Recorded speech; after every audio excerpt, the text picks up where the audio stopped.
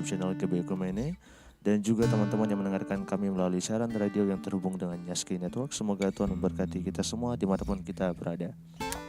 Dan kita akan melakukan sarapan pagi bersama atau sarapan kita pada pagi hari ini. Namun sebelum itu kita satu dalam doa, kita berdoa. Bapa baik, Bapa di surga, terima kasih Tuhan buat berkat-Mu yang terima kami Tuhan. Terima kasih Tuhan Kau masih mengizinkan kami untuk berkumpul di tempat ini Tuhan, untuk mendengarkan akan cerita firman-Mu ya Bapa. Biarlah cerita firman yang akan kami dengarkan pada pagi hari ini Tuhan boleh memberkati kami sepanjang hari kami di hari ini Tuhan. Dan Engkau kiranya memberikan hikmat kepada kami dan kepada pembicara pada pagi hari ini Tuhan. Terima kasih Tuhan Yesus. Kami mulai sarapan pagi bersama di pagi hari ini di dalam nama Tuhan Yesus Kristus yang adalah Tuhan dan Juru Selamat kami. Amin. Amin. Mari sama-sama kita angkat pujian ini bersama sebagai ungkapan syukur kita kepada Tuhan.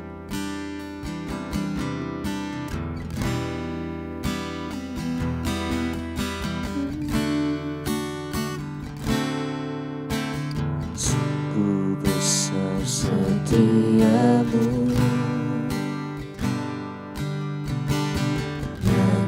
di sepanjang hidupku, darah-Mu telah layakkan kehidupanku.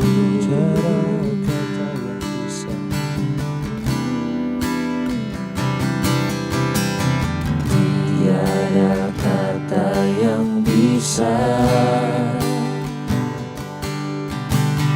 lukiskan indahnya Kau Tuhan. Bagi-Mu segala pujian dan kemuliaan.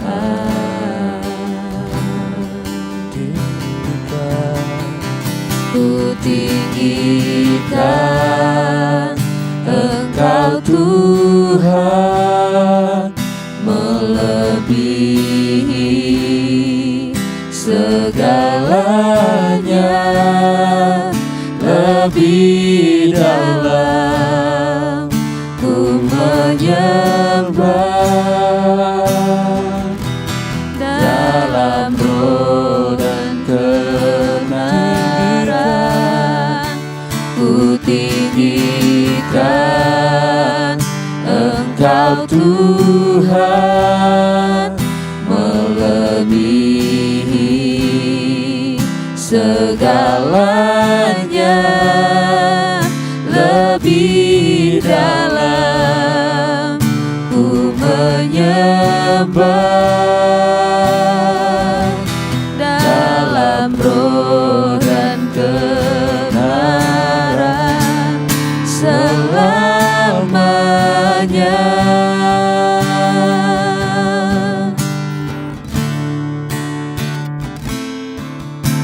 Sungguh besar setiamu, nyata di sepanjang hidupku.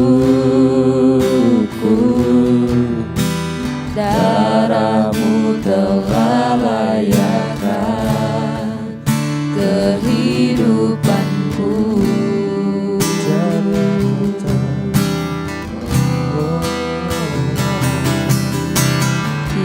Tiada kata yang bisa lukiskan indahnya Kau Tuhan. Bagi-Mu segala pujian dan kemuliaan.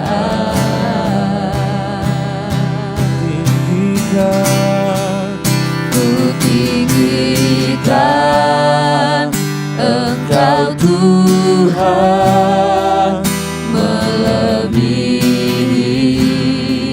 segalanya, lebih dalam ku menyembah, dalam roh dan kebenaran ku tinggikan Engkau Tuhan, melebihi segalanya lebih dalam.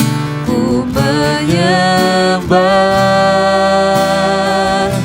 dalam roh dan kebenaran.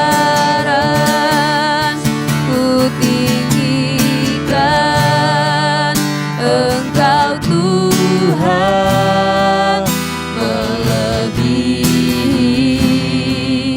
segalanya, lebih dalam. Ku menyembah dalam roh dan kebenaran selamanya. Sembah Tuhan.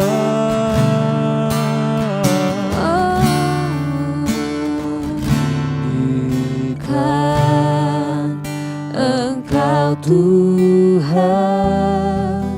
melebihi segalanya,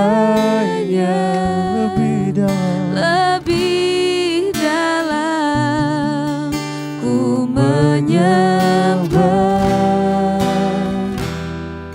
dalam roh dan kebenaran, dalam roh dan kebenaran,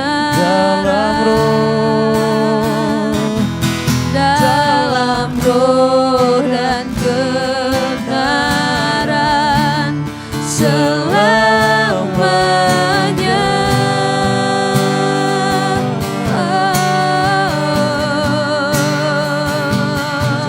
Kami tinggikan Engkau Tuhan Yesus,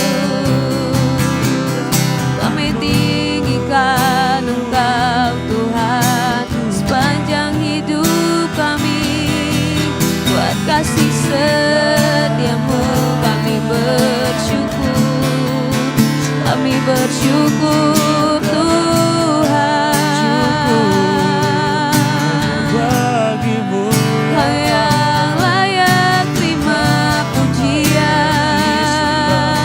Kau yang layak ditinggikan di atas segalanya Tuhan. Haleluya, haleluya. Yesus, Yesus Tuhan. Kasih sayang-Mu melebihi segalanya. Kami berterima kasih Tuhan. Yesus, tiada yang seperti-Mu Tuhan. Oh, betapa baiknya Tuhan, betapa baiknya Engkau dalam hidup kami. Kau nyatakan kasih-Mu Tuhan, Kau nyatakan cinta-Mu pada kami. Tak terbatas kasih-Mu Tuhan Yesus.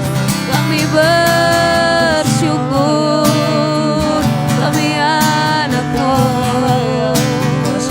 kami anak kesayangan-Mu Tuhan. Berharga di mata-Mu Tuhan. Haleluya. ku tinggikan Engkau Tuhan, melebihi segalanya, lebih dalam. Ku menyembah dalam roh dan kebenaran,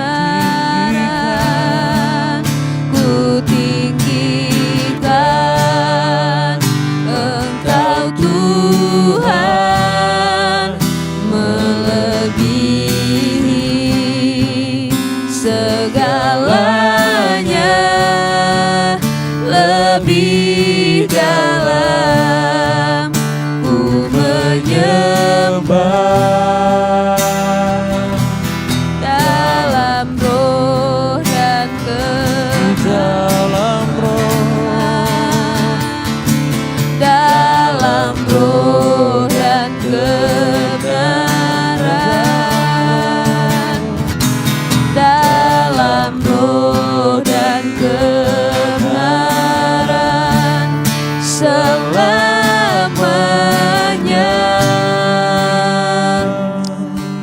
Kami tinggikan Engkau Tuhan pagi hari ini, sebab kami tahu Tuhan, Engkaulah Tuhan segala-galanya dalam kehidupan kami, dan Engkau layak menerima segala pujian kami. Pagi hari ini Bapa yang baik, kami datang, kami rindu untuk belajar sebagian dari firman Tuhan. Sebab itu bukakan setiap akal pikiran kami Tuhan. Biarlah Tuhan Roh-Mu memenuhi setiap kami, memampukan kami memahami setiap isi kebenaran firman Tuhan yang kami baca pagi hari ini. Terima kasih Bapa yang baik. Kami sambut firman Tuhan dengan ucapan syukur dalam nama Tuhan Yesus. Haleluya. Amin. Amin. Puji Tuhan. Shalom. Shalom. Pagi hari ini kita akan sama-sama belajar dari pembacaan kita yang terdapat dalam Titus pasal yang pertama.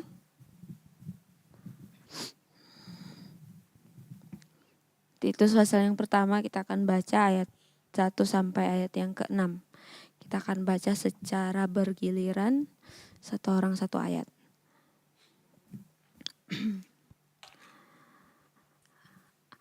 Ayat pertama dari Paulus, hamba Allah dan Rasul Yesus Kristus untuk memelihara iman orang-orang pilihan Allah dan pengetahuan akan kebenaran seperti yang nampak dalam ibadah kita. Ayat yang kedua, dan berdasarkan pengharapan akan hidup yang kekal yang sebelum permulaan zaman sudah dijanjikan oleh Allah yang tidak berdusta. Dan yang pada waktu yang dikehendakinya telah menyatakan firman-Nya dalam pemberitaan Injil yang telah dipercayakan kepadaku sesuai dengan perintah Allah juru selamat kita. Kepada Titus, anakku yang sah menurut iman kita bersama. Kasih karunia dan damai sejahtera dari Allah Bapa dan Kristus Yesus juru selamat kita menyertai engkau. Aku telah meninggalkan engkau di Kreta dengan maksud ini, supaya engkau mengatur apa yang masih perlu diatur, dan supaya engkau menetapkan penatua-penatua di setiap kota, seperti yang telah aku pesankan kepadamu. Yakni orang-orang yang tak bercacat, yang mempunyai hanya satu istri, yang anak-anaknya hidup beriman dan tidak dapat dituduh karena hidup tidak senonoh atau hidup tidak tertib. Amin. Amin. Puji Tuhan, saya percaya setiap firman Tuhan yang tertulis dalam Alkitab selalu mengandung didikan yang daripada Tuhan, pengajaran yang daripada Tuhan. Sebab itu pagi hari ini kita akan sama-sama belajar mengenai itu. Dan saya juga percaya pagi hari ini kita sama-sama sudah membaca kitab ini terlebih dahulu pada saat dibagikan. Nah, pagi hari ini kita akan melihat bagaimana cerita mengenai Titus dan apa yang disampaikan oleh Paulus kepada Titus dalam suratnya. Dan sebelumnya saya ingin memberikan kesempatan buat kita semua pagi hari ini untuk menyampaikan apa yang didapatkan melalui pembacaan kita pagi hari ini. Dan saya persilahkan buat Putra, sepertinya yang sudah ready. Jadi yang saya catat atau acuan ayat saya itu di ayat yang 5 dan 6.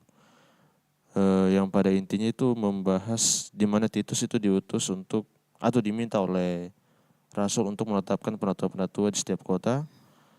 Dan kemudian ada di ayat 6 itu ditekankan bahwa ada kriteria-kriteria tertentu seperti orang yang tak bercacat, kemudian hanya memiliki satu istri dan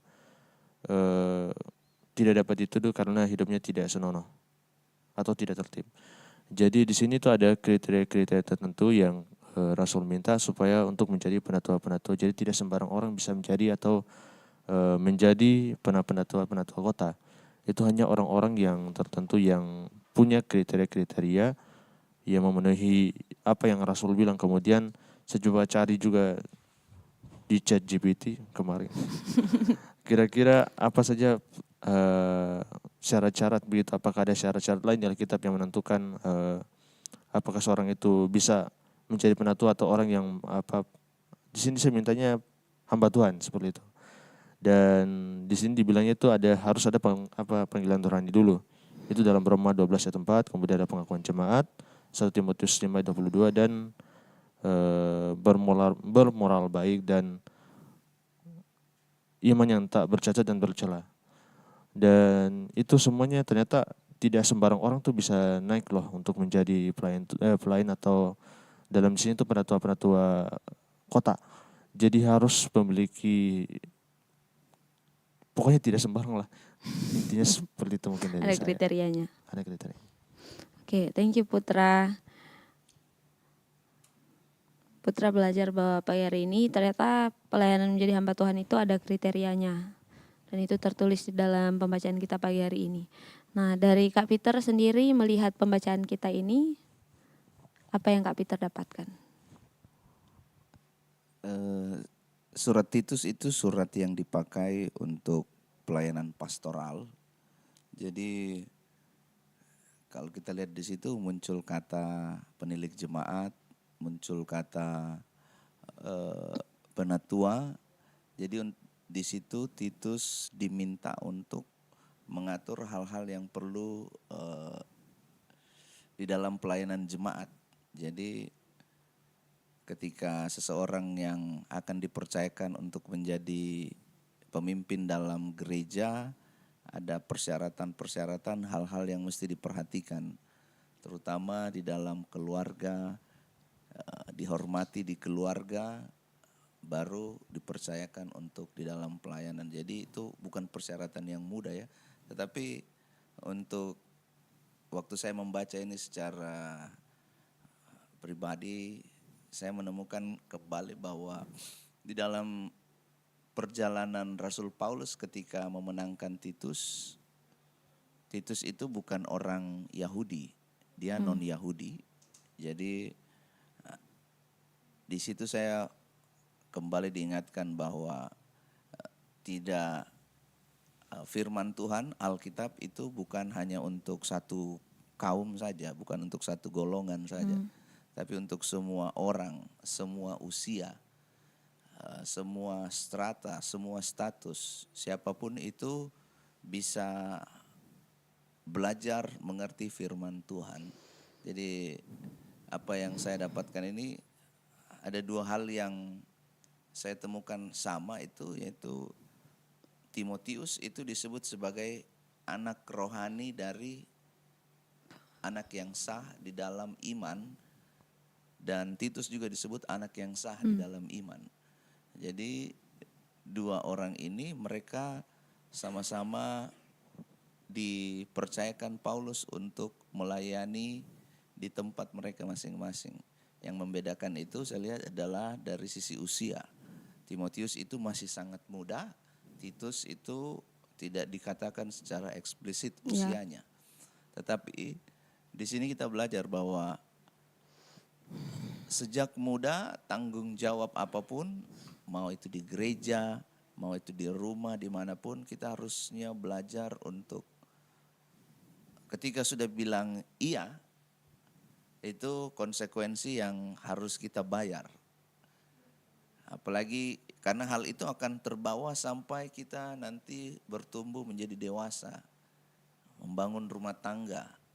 Kata iya itu di dalam keluarga saya belajar akhir-akhir ini. Kalau saya bilang ya sama anak saya, mungkin sederhana, tapi dia ingat ternyata.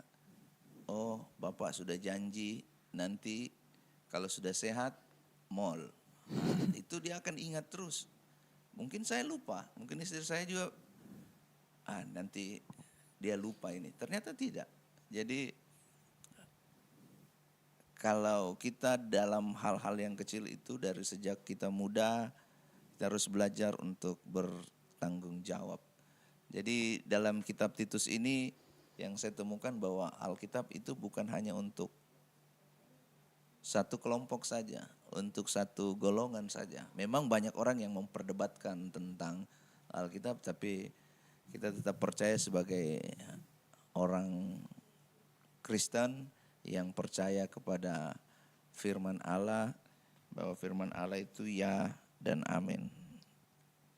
Itu dari saya. Ya, puji Tuhan. Di firman Tuhan itu datang dan mengajar tidak hanya kepada satu kaum, tetapi kepada kita semua. Nah, oleh sebab itu siapa saja sebenarnya bisa melakukan kebenaran firman Tuhan. Siapa saja bisa menjadi orang-orang yang dipercayakan oleh Tuhan. Nah, teman-teman, jemaat Tuhan sekalian, kita mau mendengar suara dari GG. Apa yang didapat G selama membaca kitab ini? Cek. Oke, pas saya baca kitab ayat yang sudah kita kasih, yang sudah dikasih, kita kasih. Maaf guys. Saya cari tahu dulu siapa ini Titus. Kayak sudah sempat disebutkan sama Pastor Peter, kalau dia itu bukan orang Yahudi, dia itu orang Yunani. Kalau tidak salah, cocok enggak? Ya, bukan orang Yahudi dia. Dia orang Yunani. Terus dia juga sudah disebutkan juga salah satu anak didik dari Rasul Paulus. Nah, terus mungkin di sini yang ku highlight di ayat 5 dibilang, alasanku meninggalkan kamu di Pulau Kreta adalah supaya kamu dapat mengatur pekerjaan yang masih perlu diselesaikan. I don't know, kalau ada kata mengatur itu kayak relate dengan saya. Kayak saya suka mengatur. Mengatur dalam arti bukan mengatur orang, tapi mengatur untuk menjadi lebih teratur, lebih sistematis begitu. Mungkin itu yang saya lihat, ada maksud Tuhan lewat Rasul Paulus menaruh Titus di Pulau Kreta itu untuk memperbaiki atau menata orang-orang di Pulau Kreta itu.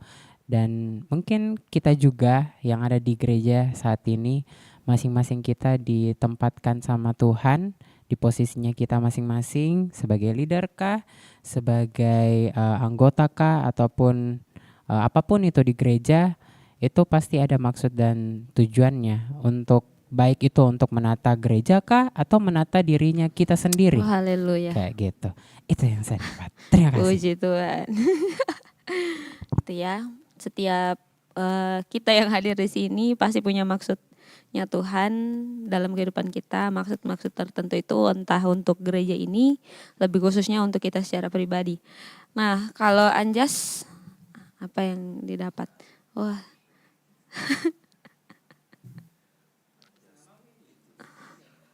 Namanya Anjas Titus. Sempat saya cari tahu, jangan sampai nih ini Titus sebelahku. Tidak berasal. Maaf. Tidak berasal dari Yahudi, tapi dari Seko. Oke. Jadi berarti kita melihat bahwa ada satu tanggung jawab yang diberikan oleh Paulus kepada Titus. Dan kalau kita perhatikan di ayat yang keempat itu dibilang kepada Titus, anakku yang sah menurut iman kita bersama. Jadi Paulus ini menganggap Titus sebagai anaknya. Tadi Kak Peter sudah singgung bahwa dia adalah murid dari Paulus. Dan saya baca juga dalam Kisah Para Rasul 11 ayat 26 dikatakan mereka tinggal bersama-sama dengan jemaat itu 1 tahun lamanya sambil mengajar banyak orang di Antioquia. Murid-murid itu untuk pertama kalinya disebut Kristen. Jadi bisa dikatakan bahwa Titus ini salah satu bagian dari murid-murid yang dimuridkan oleh Paulus. Jadi Paulus pada ayat yang keempat ini saya rasa mirip-mirip jika kita di sini, kayak Esra, Kak Peter menganggap kita sebagai anak-anak rohani yang sebenarnya sedang dididik dalam memberikan nilai-nilai dalam kehidupan kita yang sesuai dengan kebenaran firman Tuhan.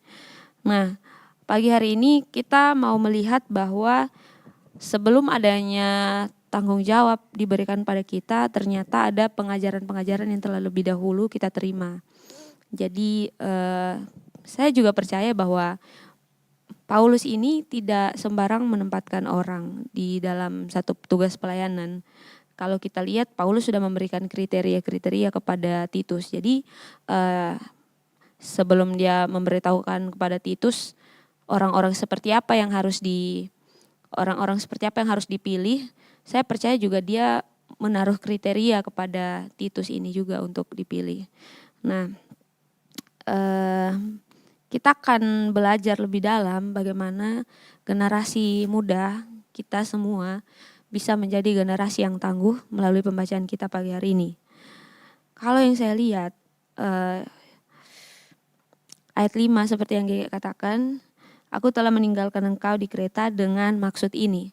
Jadi ada maksudnya Paulus menempatkan Titus di satu tempat yang bernama Kreta untuk mengatur apa yang masih perlu diatur.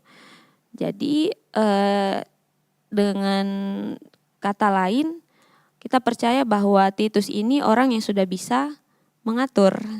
Dia orang yang sudah bisa dipercayakan untuk mengatur itu. Dia sudah bisa diberikan beban, dia sudah bisa diberikan tanggung jawab. Dan berarti kita bisa melihat bahwa Paulus dia membutuhkan orang lain untuk menyampaikan kebenaran, mengatur satu tempat di mana dulu mungkin dia pernah memberitakan Injil di situ, dan dia perlu orang untuk juga membantu dia dalam pelayanannya di tempat itu. Nah, dia mengutus Titus di tempat itu. Jadi kita bisa tahu bahwa setiap pelayanan kita ini masing-masing punya keterbatasan. Jadi setiap pemimpin di tempat ini pun kita punya keterbatasan. Sebutlah keterbatasan waktu, kita punya keterbatasan mungkin secara finansial dan lain sebagainya. Ide-ide juga kita mungkin terbatas. Nah, kita membutuhkan orang lain di dalam pelayanan kita, di dalam tanggung jawab yang diberikan kepada kita. Even ya kita mungkin berpikir bahwa ini kan tugasnya saya. Atau jangan sampai kita berpikir bahwa Paulus tidak bisa melakukan itu. Karena percayalah Paulus bisa melakukan itu sebenarnya. Dia bisa mengatur jemaat-jemaat yang ada di Kreta ini, tapi dia juga punya tugas yang lain. Kalau dia fokus ke jemaat di Kreta, berarti ada tanggung jawabnya yang lain yang tidak bisa terlaksana gitu. Nah, Paulus mempercayakan Titus. Jadi saya mau bertanya kepada Kak Peter dan teman-teman semuanya bahwa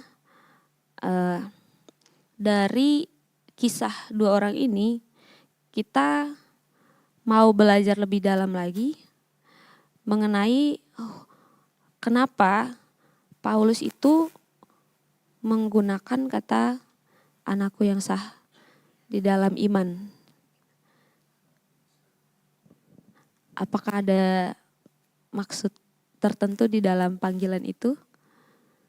Karena saya percaya catatan Alkitab ini memuat hal-hal yang istimewa buat kita semua, buat para pembacanya.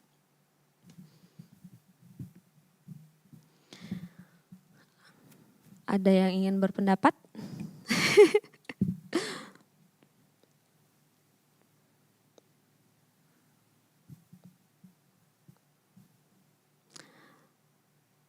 Gege mungkin secara spontan ingin memberikan pendapat.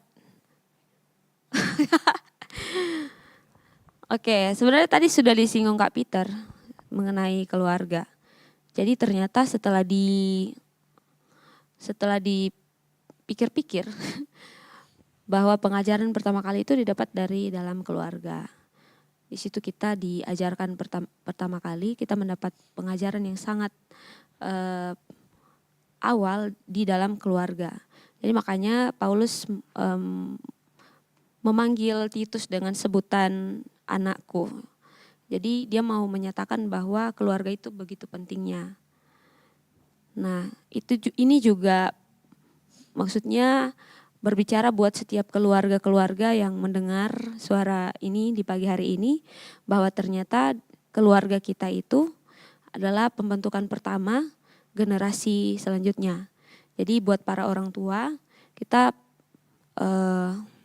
perlu melihat bahwa, perlu mengerti, perlu memahami bahwa keluarga kita ini Tuhan mempercayakan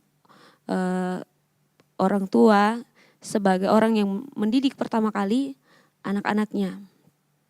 Itu mengapa Paulus menyebutkan Titus sebagai anaknya. Nah, makanya dalam beberapa waktu kemarin kita belajar tentang bagaimana orang ketika dia kehilangan identitasnya, melihat sosok ayah dalam keluarga yang tidak sesuai dengan gambaran Tuhan, itu mulai kehilangan identitasnya dan lihat apa yang terjadi kemudian pada generasi itu. Nah, kita perlu belajar bahwa anak-anak yang dititipkan Tuhan bagi kita itu sebenarnya Tuhan percayakan untuk dididik oleh kita. Jadi satu anak, satu tanggung jawab untuk mendidik. Saya percaya Kak Peter, Kak Esra lebih memahami itu. Mungkin kita belum terlalu relate, tapi setidaknya kita bisa belajar bahwa kalau suatu saat nanti dipercayakan Tuhan untuk memperoleh generasi dari kita secara mungkin keturunan, kita akan tahu bahwa kita punya tanggung jawab tersendiri untuk generasi ini, untuk anak-anak kita. Nah, selanjutnya kita bisa lihat bahwa untuk menjadi generasi yang tangguh, ternyata kita tidak selamanya harus didampingi oleh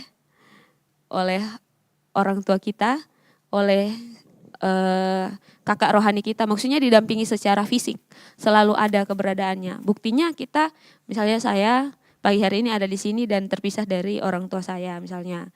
Karena pendidikan kah, karena kerja kah, karena apapun, kita ada waktu-waktu tertentu kita akan mengalami hubungan yang jarak jauh. Jadi Paulus dan Titus juga seperti itu.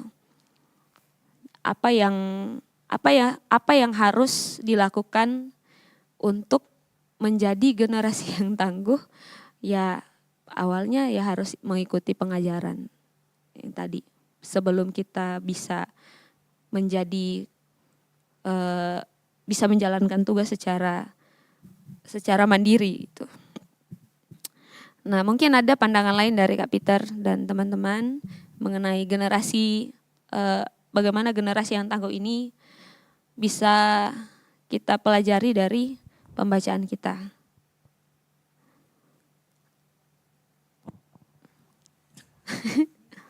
Kita cuma 4 orang ya, jadi Jadi jangan masing-masing 15 ya. menit ya. Saya tadi malam waktu baca ini sama seperti GG ya, saya lihat di ayatnya yang kelima, supaya engkau mengatur apa yang masih perlu diatur. Ini berbicara tentang organisasi, berbicara tentang kehidupan pribadi, keluarga, perusahaan, apa saja. Bahwa segala sesuatu itu perlu diatur. Ya. Karena kalau tidak diatur dia akan menjadi berantakan. Saya bahasanya itu ini, keluarga saja, orang pergi perang itu selalu perlu strategi supaya menang. Apa yang Paulus beritahu kepada Titus untuk diatur itu tentunya dengan strategi. Mungkin secara jasmani Paulus tidak menemani Titus, tetapi Titus dibekali dengan strategi. Apa yang kita lakukan juga beberapa hari yang lalu, bahkan beberapa belakangan ini di tempat ini kita banyak mengatur strategi untuk bagaimana ke depannya. Ya, tantangan ke depan itu tidak akan semakin mudah. Tetapi ini yang mesti menjadi perhatian kita seperti pembacaan di pagi hari ini. Entah itu dia, ini berlaku untuk semua, mau kehidupan kita pribadi, kita punya rencana untuk masa depan, kita punya planning untuk masa depan, tapi kita perlu strategi untuk bisa mencapai dan mencapainya itu dengan cara yang baik, bukan dengan cara-cara yang tidak baik. Apa yang diberitahu oleh Paulus kepada Timotius menjadi, kalau tadi kaitannya dengan menjadi generasi yang tangguh, itu adalah pentingnya di dalam apa yang Paulus atur ini kan bukan cuma untuk satu orang, tapi menyangkut banyak orang. Ya.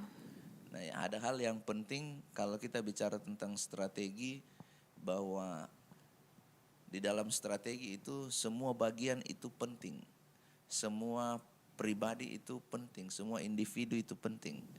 Kadang kalau saya bersama teman-teman kita lagi bikin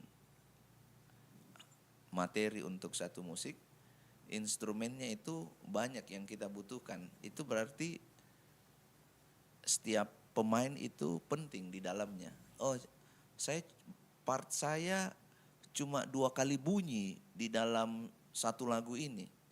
Tut ya sudah. Tapi bagian itu kalau nggak ada nggak jadi harmoni. Iya, jadi kosong. Menjadi sesuatu yang penting. Saya menggambarkan strategi itu, kita melihat bukan hanya yang ini penting, hanya bagian-bagian yang ini yang penting. Semua bagian itu penting karena dengan di dalam strategi itu ada keterkaitan di dalamnya. Contoh belakangan ini kalau kita pelayanan, biasanya yang sering jadi masukan dari floor director itu tentang lirik. Lirik itu kan kaitannya dari penyanyi dan media. Ya, saya tidak mau kita nanti ribut dengan harus hafal, ini harus sigap, bukan soal yang itunya, tapi kita fokus di ini, keterkaitannya di dalam. Dua-duanya penting. Bukan berarti kita lalu yang ini harusnya ini singersnya lebih hafal, penyanyinya lebih hafal, harusnya medianya lebih tanggap. Nanti kita akan berputar-putar saja soal yang itu. Tapi bagaimana setiap kita itu mempersiapkan dengan strategi, baik para penyanyi, baik para yang di media. Keluarga juga demikian. Bulan depan ini anak saya akan masuk TK. Haleluya. Tidak terasa. Jadi sejak dari awal tahun saya dengan istri sudah merencanakan, mempersiapkan, mengatur strategi. Bagaimana nanti kalau dia kuliah, karena dia harus bangun pagi. Jam 8 itu sudah masuk. Selama ini kan kebiasaannya dia tidur bablas. Nah, jadi mau bangun jam berapa aja masih bebas. Masuk bulan kemarin kita coba untuk rubah kebiasaannya, tapi ya tidak semudah itu. Strategi itu begitu kita rencanakan, kita mau laksanakan tidak langsung bisa terlaksana. Kadang tidak langsung bisa terlaksana.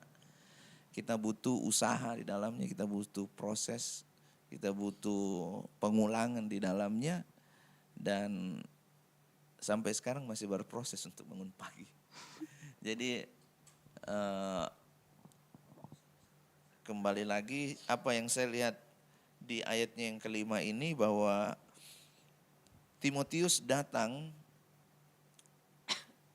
Paulus juga mengutus Timotius itu untuk mengatur apa yang masih perlu diatur, bukan dengan nanti kalau di sana saja baru saya berpikir deh. Di sana saja baru saya pikirkan apa yang saya mesti buat ini. Enggak, dia pasti datang dengan strategi. Saya mesti buat ini. Saya sudah siap di dalam diri saya. Ya. Sebenarnya masih ada, tapi sebentar deh. Kayaknya masih. Haleluya. Itu saja. Mau menyambung silakan. Luar biasa. Kita perlu strategi. Anjas?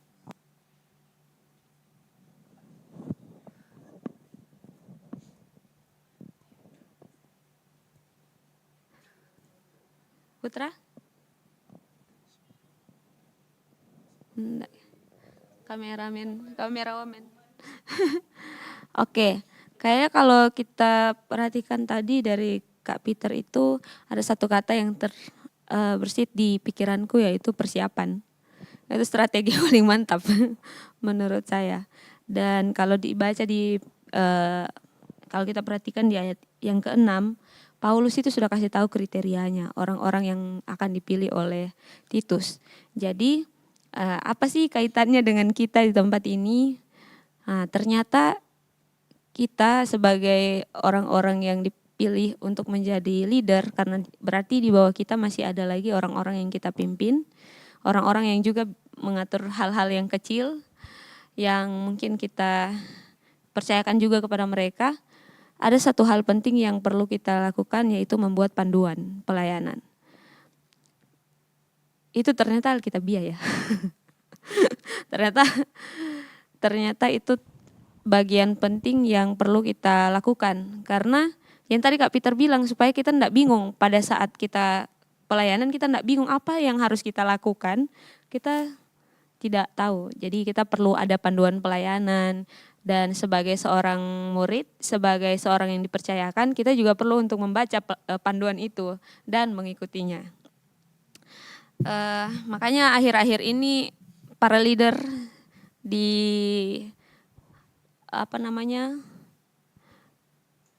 diminta untuk harus masukkan panduan pelayanan setiap bidang, ya minimal supaya setiap anggota itu tidak bingung apa yang harus mereka lakukan. Jadi mereka sudah punya panduan masing-masing. Jadi buat para leader yang belum memasukkan panduan pelayanannya, silakan dipercepat karena anak-anaknya nanti bingung untuk melakukan segala sesuatu. Iya. Jadi saya ingat cerita yang biasa anak-anak pastori membaca Alkitab pagi hari, malam. Kita itu punya satu pembacaan Alkitab mengenai Daud. Dia juga melakukan hal yang serupa dengan yang dilakukan oleh Paulus. Kan Daud ini orang yang punya keterbatasan untuk membangun bait suci. Dia juga kayak kalau Paulus mungkin tidak punya waktu lah untuk berkunjung ke situ. Tapi kalau Daud, dia juga punya keterbatasan yang membuat dia tidak bisa melakukan apa yang dia inginkan. Sebenarnya tujuannya memang baik untuk membangun bait suci, tapi memang dia punya keterbatasan. Nah, yang dilakukan oleh Daud adalah dia mempersiapkan segala sesuatunya, dia juga mempersiapkan Salomo.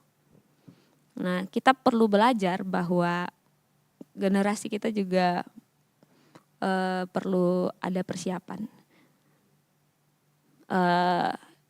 Kita sudah dibekali dengan begitu banyak value dan juga fasilitas yang ada di gereja, manfaatkanlah itu sebagai persiapan juga buat kita semua. Jangan salah, orang-orang yang ada di sekitar kita juga ternyata orang-orang yang sementara Tuhan percayakan untuk mempersiapkan kita pada persiapan-persiapan yang lain. Jadi membentuk kita menjadi orang-orang yang siap pada kepercayaan yang selanjutnya.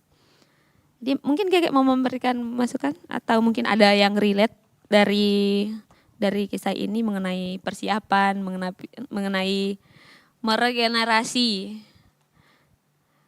pemimpin, atau mungkin seorang generasi yang tangguh itu akan membutuhkan apa? Mungkin saya nyambung ke ayat 6. Kalau di ayat 6 ini saya beralih ke versi Alkitab Muda dibaca ya. Nah, Kalau di sini ayat 6 dikatakan penatua haruslah orang yang hidup dengan benar. Ia harus boleh menjadi suami dari satu istri dan mempunyai anak-anak yang percaya kepada Allah, bukan anak-anak yang hidupnya tidak pantas atau suka memberontak. Kalau saya lihat di sini, jadi seorang penatua kah cara bacanya? ya. Ya, penatua ini selalu dikaitkan sama keluarganya.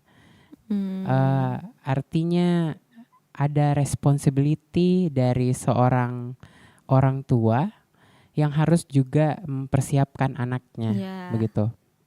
Mungkin kita generasi sekarang ya, apalagi saya yang belum punya kepikiran ke sana, tapi mungkin yang bisa kita apa ya, bisa di apple to apple kan. Kalau saya sekarang itu di divisiku, saya bukan orang tua dari anak-anak divisiku, tapi ya I think that's my responsibility untuk make sure mereka itu mempersiapkan dan punya persiapan. Artinya bagaimana mereka bisa mempersiapkan pelayanan mereka kalau saya tidak mendidik mereka dengan baik. Makanya puji Tuhan di gereja kita ini itu diperlengkapi. Mulai dari ketika kita mau jadi singers, kita diperlengkapi, kita dididik melalui training vokal. Kemudian teman-teman kameramen, sebelum mereka pegang kamera, mereka dididik, mereka di training, sehingga ketika mereka pelayanan, mereka ada persiapan. Mereka tahu apa yang harus mereka persiapkan, apa yang sudah mereka pelajari, itu yang mereka apply di pelayanannya mereka. I think itu sih yang saya lihat. Wow. Keren. Putra, mau menyambung? Saya lebih ke Pastor Peter yang tadi dibilang soal pengorganisasian. Kebetulan Pastor, riset saya kemarin pas skripsi itu tentang pengorganisasian juga di konteks Kota Makassar, Pastor.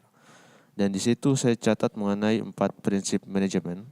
Itu ada perencanaan, pengorganisasian, kemudian ada pelaksanaannya, kemudian controlling atau pengawasannya. Dan setelah controlling kembali lagi ke atas, planning, organizing, executing, controlling itu berlanjut terus. Dan di sini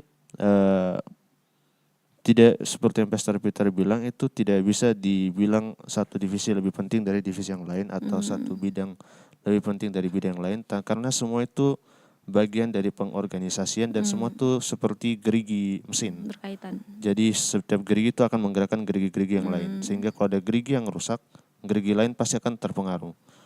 Dan itu juga terjadi pasti di pengorganisasian. Dan penting bahwa dalam pengevaluasian itu kita buat lagi perencananya. Oh nih, dia nih lupa lirik, kira-kira sebabnya apa sih?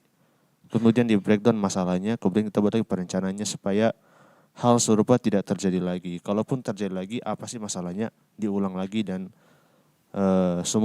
intinya pada akhirnya itu supaya masalah yang serupa tidak terjadi. Itu sebenarnya tujuan dari pengorganisasian. Kemudian soal kembali ke Titus, saya sempat berpikir apakah Rasul Paulus punya banyak apa istilahnya yang anak didik dari Rasul Paulus, apakah seberapa banyak sih? Kemudian saya periksa ada banyak memang, tapi semuanya itu memang dilatih dilatih sebagai leader. Jadi at the end ternyata para utusan Rasul Paulus juga ini headnya di Rasul Paulus, dan Rasul Paulus juga punya belajar dari Gamaliel. Dan intinya tuh pasti akan berurutan terus. Jadi yang ingin saya katakan di situ bagaimana caranya kita sustainable. Jadi apa yang dikatakan bukan sustainable sih, kayak apa ya, berkelanjutan. Ya, bergenerasi. Jadi dari Gamaliel turun ke Rasul Paulus, Rasul Paulus teruskan ke anak-anaknya, Timotius dan bagaimana juga anak-anaknya teruskan ke bawahannya dengan standar-standar yang dibuat oleh Rasul Paulus. Itu dari saya. Wow, ya keren. Nah, ada yang menarik yang saya dengarkan dari Putra, selain semuanya itu memang menarik. Ada yang saya highlight di sana, bahwa ada panduannya, tapi ada juga praktiknya. Nah, biasanya orang untuk melatih otot supaya menjadi kekar, itu bukan hanya baca buku panduan. Dia pasti bakalan melakukan olahraga. Dia akan melakukan aksinya. Ada tindakan di sana untuk membentuk otot. Ya, kalau hanya membaca, ototnya tidak akan bertambah besar atau bertambah kuat. Jadi sama seperti kita sudah dikasih panduan.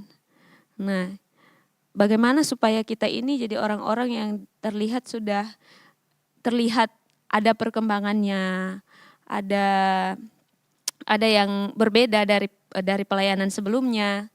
Ya berarti kita harus mau pelayanan sambil mau mendapatkan evaluasi dari orang lain, karena mungkin kita tidak bisa melihat diri kita sendiri seperti apa. Nah, pentingnya bahwa kita belajar dari pelayanan-pelayanan sebelumnya.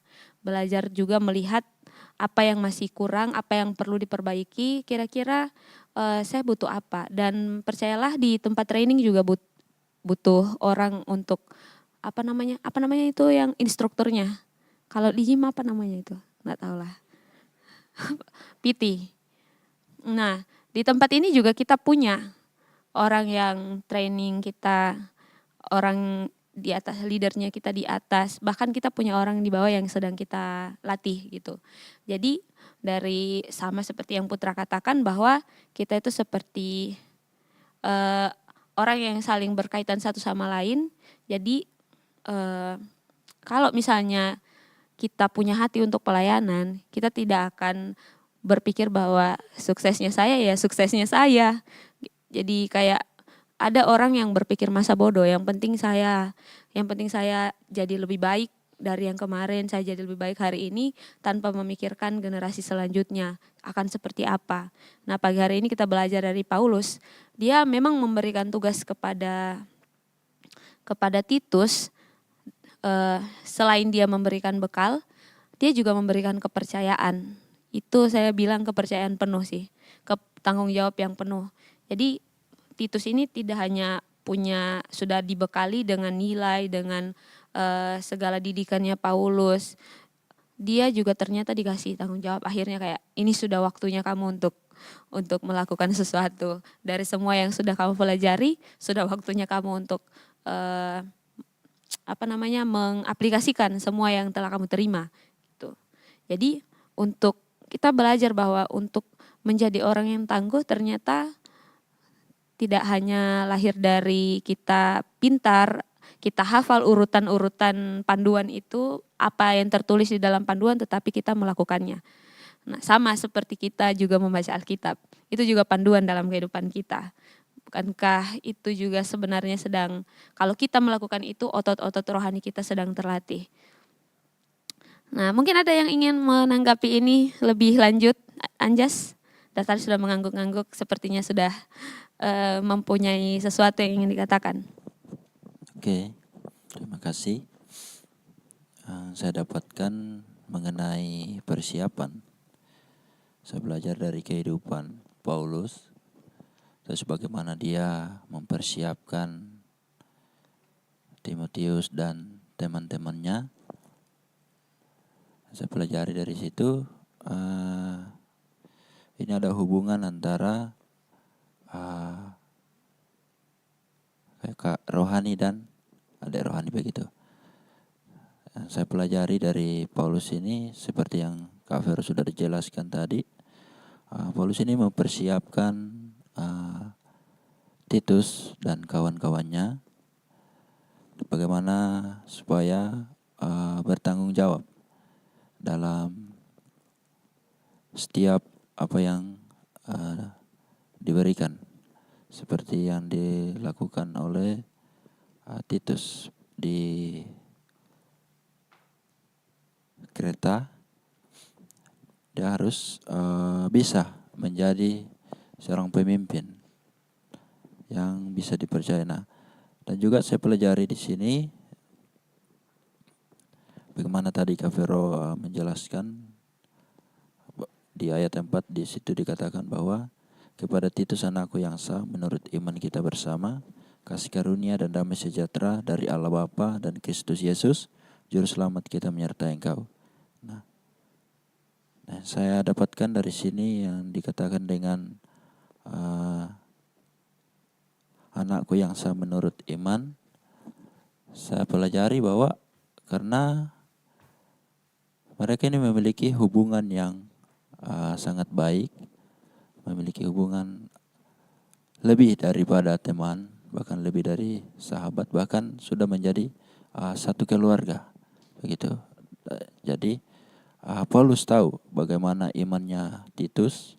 Paulus juga tahu apakah Titus ini sudah bisa diberikan tanggung jawab, sudah bisa dipercaya atau belum, karena dari situ kita lihat bahwa Paulus terus membimbing Titus dan akhirnya bisa menjadi seorang yang bisa dipercaya dan bisa menjadi orang yang bertanggung jawab dengan tugasnya itu sendiri. Seperti itu yang saya dapatkan.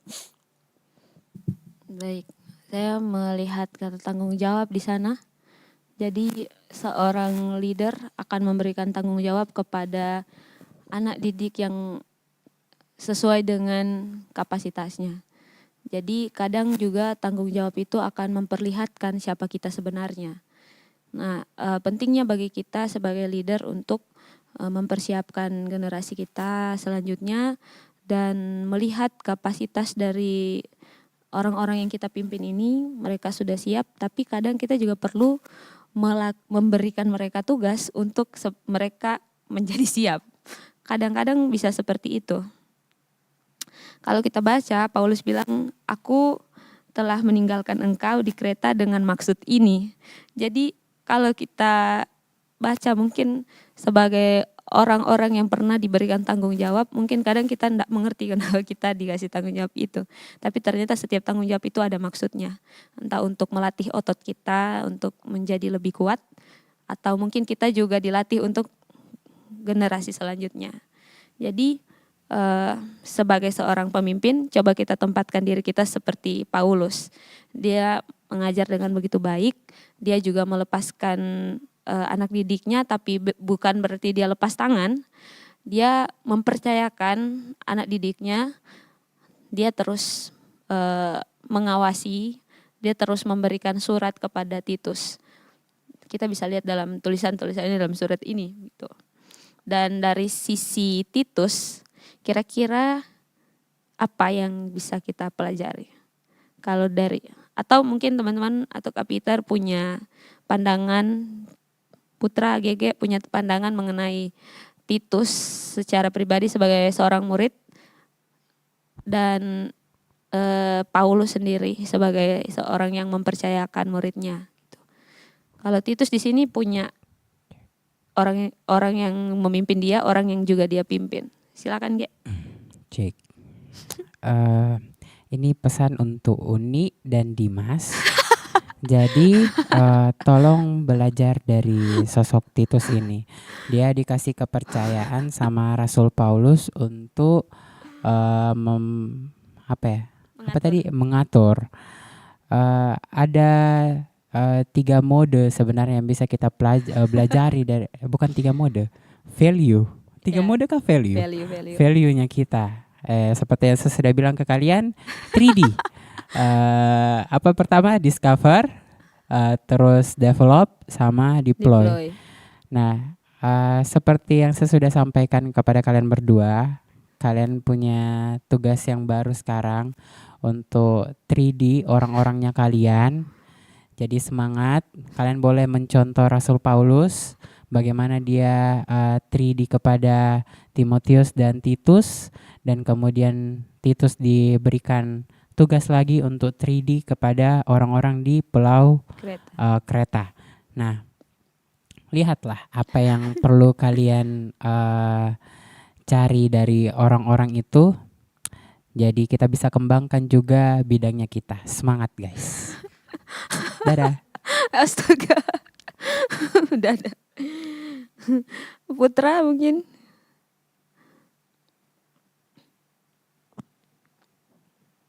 Dari Titus sendiri Kak? Ya, dari Titus, dari Paulus. Saya baru notice ternyata Titus cuma 3 pasal ya Pastor. Dan dalam 3 pasal ini tuh isinya tentang salam, kemudian tugas-tugas yang diberikan kepada Titus, baik itu kepada orang tua maupun pemuda. Di sini dalam surat-surat ini Titus diberi tanggung jawab untuk menjaga, untuk menunjuk, kemudian menjaga,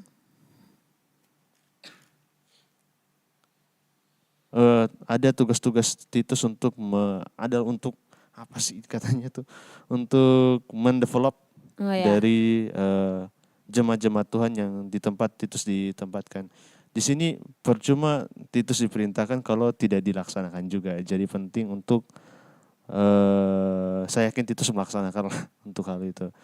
Dan di sini kita belajar bahwa ketika kita diberi tanggung jawab, kita harus mempertanggungjawabkan apa yang telah dipercayakan kepada kita, baik itu dari segi pelayanan ataupun apapun hal itu, seperti yang Pastor Peter sempat bilang, kalau sudah dibilang iya, maka itu sudah menjadi tanggung jawab kita yang harus kita laksanakan seperti itu. Dan mungkin tambahan saya yang terakhir Kak, terkait dengan tadi manajemen, terkadang kita harus menyediakan ruang untuk error, room of error. Jadi karena kita ini manusia, tidak terlepas dari kesalahan, dan kadang-kadang setiap petunjuk teknis yang telah kita buat sebelumnya perlu untuk dievaluasi apakah sudah sesuai dengan kondisi sekarang ataupun tidak. Karena saya pribadi sebagai anak PWK juga, itu diajarkan rencana tata ruang itu wajib direvisi tiap 5 tahun. Karena supaya tidak terjadi misalnya tambang ilegal tiba-tiba ada, supaya itu karena kadang-kadang rencana yang ada sebelumnya itu sudah tidak relate dengan yang terjadi di masa sekarang. Jadi kita kadang-kadang perlu untuk melakukan evaluasi untuk produk yang telah kita buat. Mungkin yang sudah kita buat sudah bagus, pasti sudah bagus, tapi kadang-kadang kedepannya itu sudah tidak relate lagi, jadi perlu untuk diperhatikan. Begitu saja Kak. Oh iya ya, keren. Saya langsung ingat core value kita yang pertama, yaitu aktif. Kita tidak bisa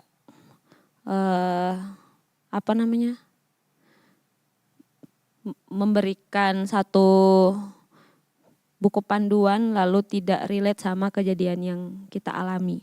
Jadi kita perlu melihat kejadian itu secara langsung, maksudnya merasakan kira-kira kalau hal yang ini yang kita apply, apakah itu akan berjalan dengan baik, apakah akan ada hasil yang baik dari yang kita rencanakan, strategi yang kita lakukan, atau kita perlu mengubah metode pelayanan kita atau sebagainya. Jadi perlu ada evaluasi. Nah, kadang evaluasi itu datang dari orang-orang lain.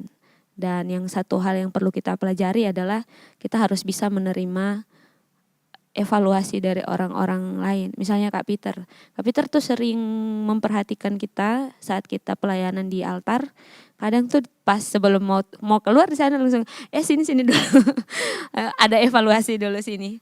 Dan saya rasa itu bukan sesuatu hal yang memalukan, sesuatu hal yang menjatuhkan, tapi justru saya melihat Kak Peter sebagai seorang leader yang sementara ingin mementori kita untuk evaluasi, untuk memberitahukan bagian-bagian mana yang kita masih kurang, bagian mana yang kurang tepat. Dan itu menurut saya itu hal yang baik untuk kita. Evaluasi dari orang itu sangat penting untuk kita secara pribadi, untuk timnya kita, untuk kedepannya lebih baik.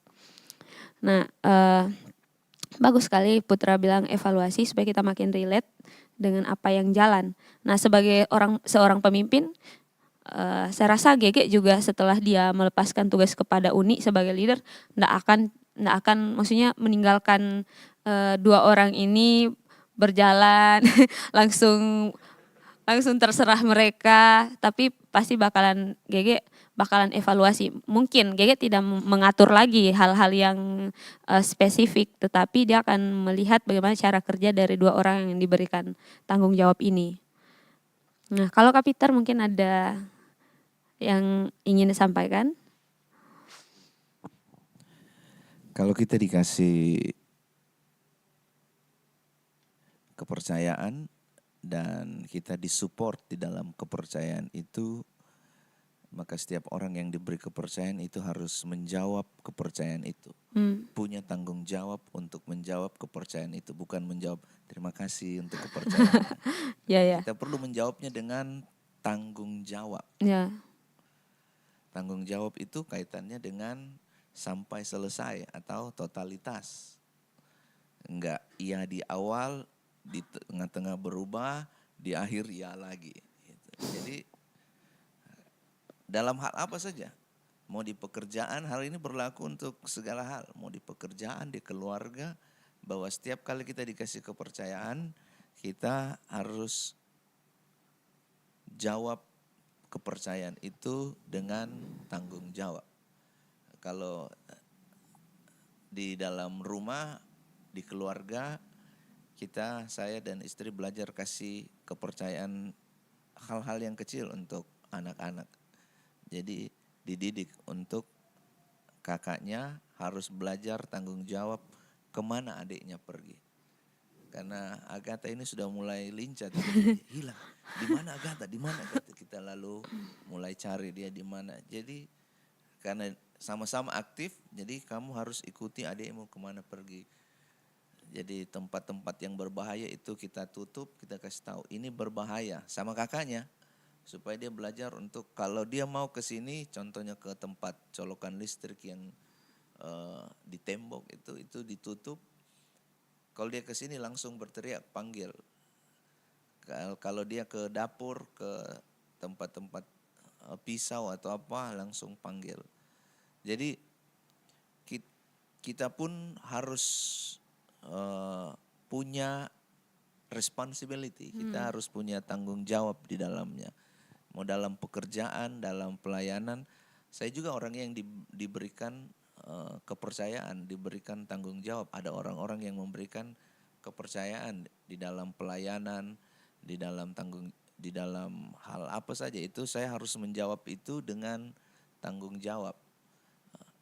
Ya, contohnya ya, kalau kita setiap Sabtu itu saya berusaha untuk ikut di doa pagi, sekalipun di situ kan ada bidangnya ya.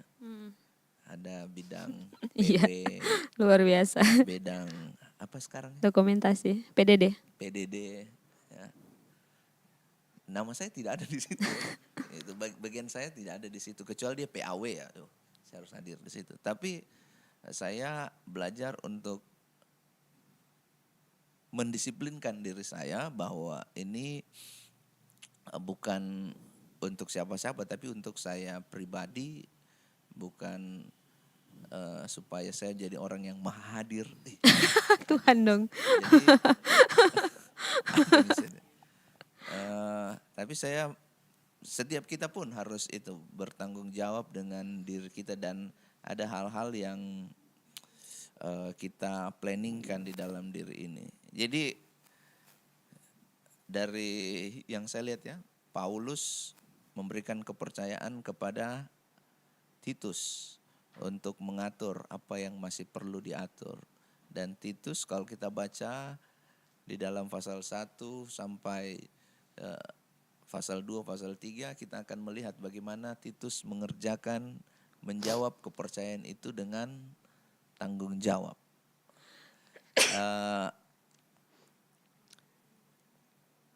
Saya tambah sedikit ya. Ya silakan Kak. Jadi kalau sebuah perusahaan atau sebuah organisasi, kita contoh ini saja ya, di komunitas kita ini, ini kan sebuah organisasi. Organisasi ini bisa berkembang seperti ini karena ada sistem yang baik di dalamnya. Ya. Diri kita pribadi juga akan mencapai hal-hal yang kita inginkan kalau ada sistem di dalamnya, yang support di dalamnya. Kenapa? Ya saya sudah melihat tidak dari awal, tapi selama 2 tahun saya ada di sini, saya melihat bagaimana sistem yang baik itu membawa kita sampai kepada saat ini. Ya. Komunitas ini bisa berkembang itu karena ada sistem di dalamnya yang baik. Nah, apa yang Paulus kasih ke Titus bukan hanya bekal secara jasmani, tetapi dia juga memberikan sesuatu yang membuat Titus tangguh di dalamnya. Kalau kita baca dari Titus 1 pasal 10 sampai ayat 10 sampai ayat 16 itu semua persoalan.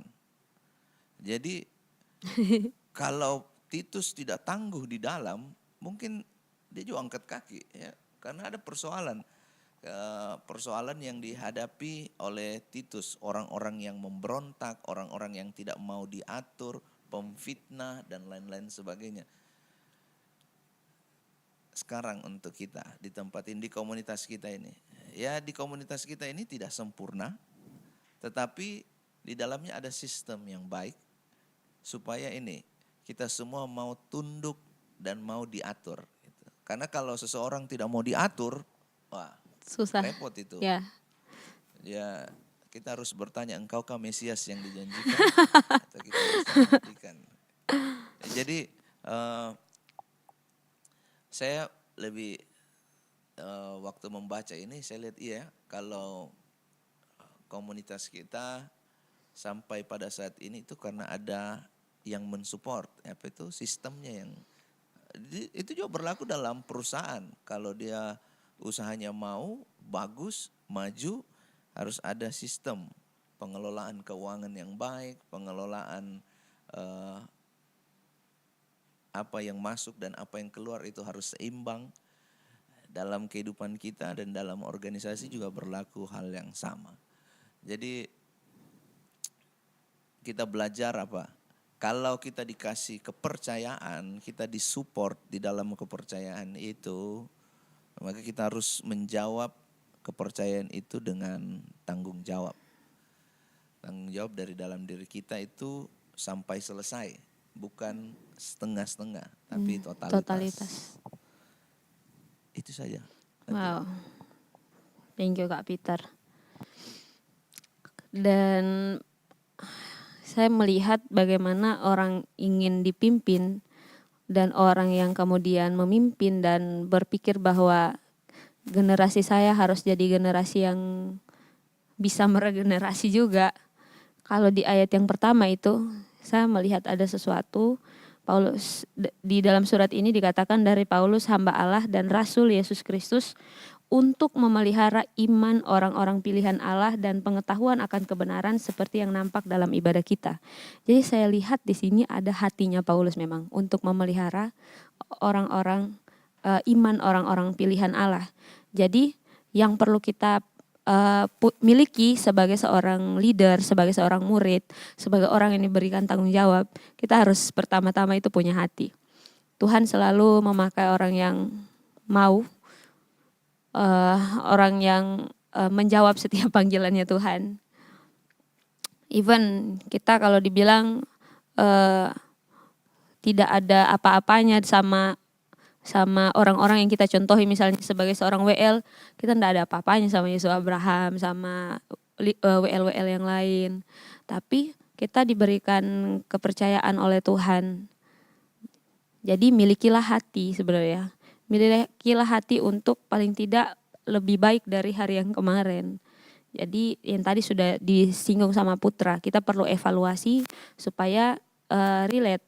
Apa yang kita lihat di dalam pelayanannya kita mungkin agak kok kalau seperti ini sepertinya kurang bagus. Ya, kita perlu evaluasi dan dalam evaluasi kita perlu juga membuka hati untuk menerima setiap saran, setiap masukan, kritik dari orang-orang yang secara langsung maupun tidak langsung kita pimpin dalam misalnya dalam ibadah, dalam orang-orang yang berinteraksi dengan kita. Nah, milikilah hati. Sebagai anak-anak Tuhan di tempat ini yang Tuhan kumpulkan dalam satu komunitas di tempat ini, milikilah hati. Kita masih punya mentor dan mentor kita juga masih punya mentor. Kenapa kita jadi kemudian dari ada kita yang kemarin 20-30 kemudian jadi karena ada hati di sana untuk menjangkau jiwa. Ayo kita bertumbuh sama-sama di sini. Kalau belum punya komunitas, ayo di sini sama-sama kita kumpul di sini. Itu karena ada hati. Dan kerinduan dari leader kita di tempat ini juga kita juga punya hati yang sama. Jangan sampai kita berhenti di kita saja. Jadi kayak saluran yang tersumbat itu. Jadi enggak mengalir lagi. Nah, itu makanya di ibadah raya ketiga itu kita sering disuruh untuk ayo berinteraksi dengan orang, ayo ajak ngobrol orang. Siapa tahu ini orang memang butuh dulu pancingan dari kita untuk dia mau gabung dengan kita. Mungkin dia mau melihat komunitas ini seperti apa sih dalam menyambut orang-orang yang baru. Mungkin seperti itu dan banyak dari orang-orang yang awal-awalnya bergabung dengan kita itu alasannya mereka bertahan di tempat ini tuh karena nyaman, karena orang-orang di sini orang-orang yang menyambut dan menerima. Nah, itu dilakukan karena ya orang yang menerima itu punya hati untuk orang-orang lain. Jadi ternyata kita di tempat ini kita jadi sadar bahwa hidup kita ini bukan hidup kita sendirian gitu. Jadi kayak, oh saya sudah merasa cukup dengan penampilan saya, dengan apa yang saya nyanyikan, saya sudah merasa cukup. Tapi kita punya hati untuk segala sesuatu, entah itu menerima, entah itu menerima sesuatu yang berupa kritik, menerima orang lain, kita butuh hati. Dan kita juga butuh hati untuk memberikan tanggung jawab. Ternyata kita bisa lihat bahwa seperti yang saya bilang tadi, untuk melatih otot-otot kita untuk menjadi otot yang kekar, kita butuh beban, kita butuh tanggung jawab yang dikerjakan. Jadi semakin besar tanggung jawabnya, semakin besar harusnya otot-ototnya kita ini terlatih. Jadi kalau diberikan kepercayaan yang lebih besar, percayalah, leader kita sudah melihat bahwa kita sudah mampu mengerjakan hal yang kecil. Jadi sudah bisa dipercayakan hal yang besar. Nah, tanggung jawab yang diberikan buat kita bukan semata-mata beban tanpa ada tujuan, tapi semata-mata untuk kebaikannya kita juga.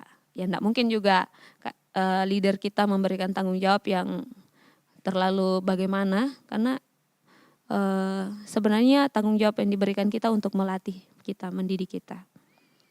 Ada yang ingin menyampaikan tanggapannya atau terkait tanggung jawab yang diberikan, terkait hati, terkait dengan meregenerasi.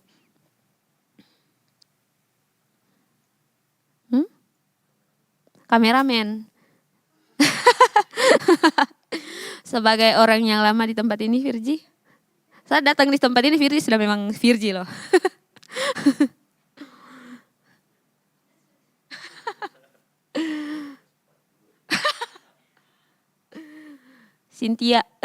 Cynthia juga sudah memang Cynthia ya?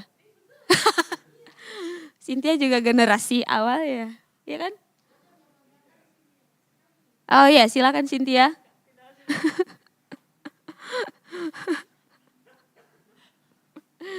Ya, dulu itu kita mungkin metode dalam memberikan pelayanan itu mungkin kayak kita cuman punya satu fellowship bersama. Tapi kemudian berkembang, sebaiknya setiap divisi punya fellowship sendiri supaya khusus bahas itu. Karena kalau fellowshipnya digabungkan nanti makan waktu dan tidak konsen gitu. Jadi metodenya diganti. Itu yang tadi Putra bilang, kita relate sama keadaan. Nah, kemudian setiap divisi punya fellowshipnya masing-masing dan itu lebih efisien, lebih efektif gitu. Nah, berbicara mengenai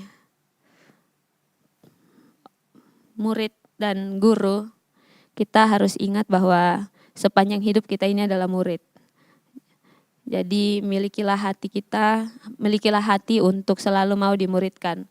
Kalau seorang murid itu mengeraskan hatinya, karena pendengarannya tidak mungkin ditutup, maksudnya dia pasti akan mendengar, tapi kalau hati keras akan sulit untuk dibentuk.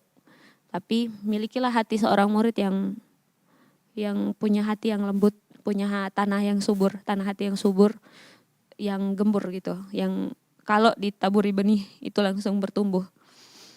Jadi benih itu bisa berupa kritikan.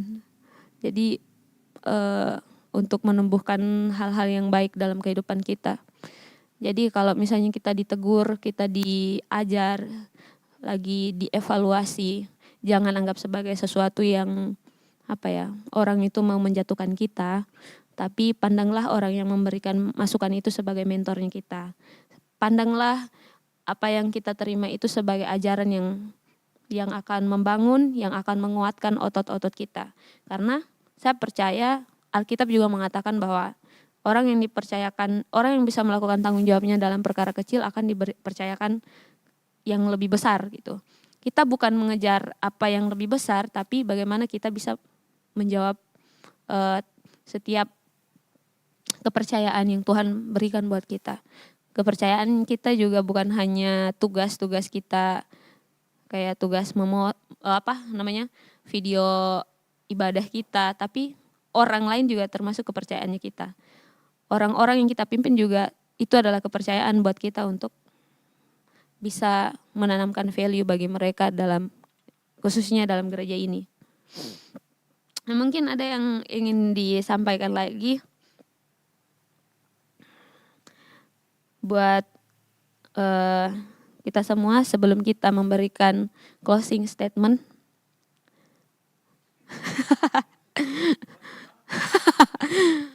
Saya mau tambah sedikit. Oh, silakan Kak, silakan. Ada satu juga yang saya mau kita belajar dari Titus ini. Saya mulai dengan ini ya. Kalau saya tanya setiap kita ini satu-satu pasti kita punya. Kalau saya tanya ini, apakah kamu tahu tips atau cara untuk menurunkan berat badan? Lumayan, diet lah. Pasti kita semua jawab iya. Iya. Tapi seberapa konsisten kita untuk menurunkan berat badan? Ya saya juga lagi bergumul kali itu. Saya yang pertama menjawab hal itu. Kadang kita tahu tentang ajaran yang sehat. Kayak ini ada di dalam Titus ini kan disinggung tentang ajaran yang sehat. Tetapi seberapa ya mungkin saya pakai kata ini ya, konsistensi kita untuk mengerjakan itu bukan karena nanti kayak diberitahu, ayo nanti doa pagi, ayo nanti baca Alkitab, atau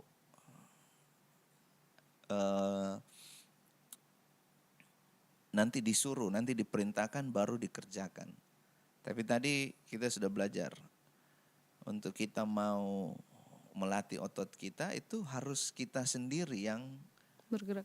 mengerjakannya, Ya. bergerak. Kalau kita tidak latih hal itu dari diri kita sendiri, maka biar pemimpin kita sudah menyampaikan dengan cara yang baik, dengan cara yang tegas, dengan cara yang mungkin pakai bahasa isyarat supaya mengerti, kita itu juga tidak akan ada pengaruhnya. Apa yang mau saya sampaikan di sini bahwa Titus ketika dia terjun di dalam pelayanan di Kreta, di mana dia akhirnya harus di dalam ayatnya yang ke-10 saya baca tadi dikatakan demikian, terjemahan baru saja. Karena sudah banyak orang hidup tidak tertib, terutama di antara mereka yang berpegang pada hukum sunat ini. Dengan omongan yang sia-sia mereka menyesatkan pikiran. Jadi sudah berpaling dari ajaran yang sehat. Jadi mungkin kalau kita ditanya tentang yang tadi, bagaimana cara kita menurunkan berat badan, kita punya tips, pandangan ya, itu sering kita bahas kalau ada di meja makan. Oh kalau mau kasih turun badan mungkin ini bicara di meja makan, tapi makanan menggunung. Saya pelakunya lagi. Jadi